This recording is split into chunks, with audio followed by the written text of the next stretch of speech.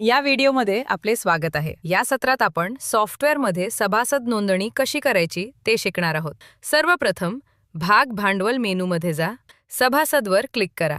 यानंतर सभासद प्रकार निवडा, नवीन बटणावर क्लिक करा। आता ग्राहक क्रमांक प्रविष्ट करा किंवा ग्राहकाचे नाव शोधून ग्राहक निवडा। त्यानंतर अप्लाइड डेट आणि बैठकीची तारीख प्रविष्ट करा।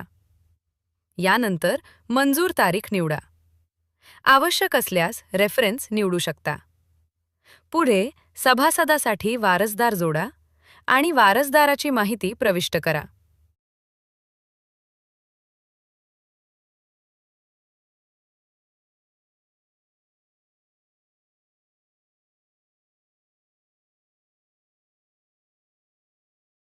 शेवटी नोंद करा बटणावर क्लिक करा। आपला सभासद यशस्वीरित्या तयार झाला आहे। धन्यवाद।